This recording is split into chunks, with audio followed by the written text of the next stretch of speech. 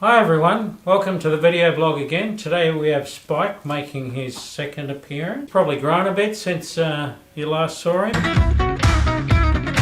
This is actually number 2 in a little mini series looking at T20 cricket and the song we did for that.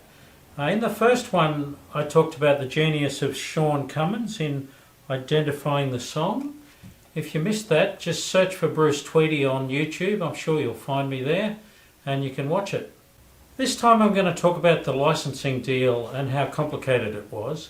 The idea was to sell tickets to the World Cup. Sounds pretty simple, doesn't it? Well, it wasn't that simple after all.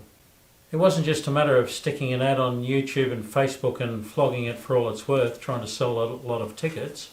It's actually one of the more challenging licensing negotiations we've done in 20 years of our history. Cummins actually approached us about a year before ticket sales started, which is just as well because it took nearly all of that time to get the deal done.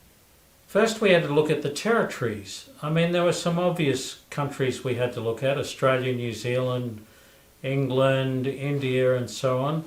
But then there were all these other countries like Afghanistan and Nigeria and Canada, and the problem was no one knew which ones were going to be in the World Cup, because there were a whole series of qualifying tournaments that weren't going to finish until much closer to the time. Now that was an interesting discussion. And then there was the media spread. TV and online for ads was pretty obvious and a few other things, but it was interesting because the T20 cricket, at the end of the day, the product is actually a television program. To some extent, there were ticket sales to the games. But what about if they wanted to play the song, the ad, during the games, between overs? Things like that made it more complicated again. And of course they definitely wanted the song to be used in the opening ceremony.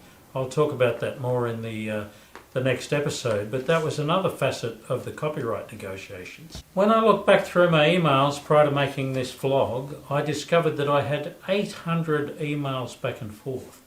And like I always say, when you start a licensing negotiation, most of the time you have no idea whether it's going to be really simple or really complicated. Which is why people come to us, of course.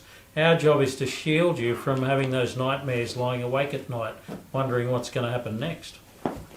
And I suppose the biggest part of the deal was that they wanted to freshen up the song with a modern version re-recorded by a local Australian artist, which meant getting permission from the writers for a re-record. And the key guy was Mutt Lange, or Lang, I'm not sure how you pronounce that. He produced the song for Supercharge back in the day, and he's a really big guy in the music world, but fortunately he's a cricket fan. And in a rather unusual twist, not only did he approve the re-record, but he volunteered to help remix it to make it even better. That does not happen very often. 800 emails, it was obviously really complicated, and I've only scratched the surface talking about it today. That's how it goes sometimes, but we got there in the end. And here's the big reveal, the TVC.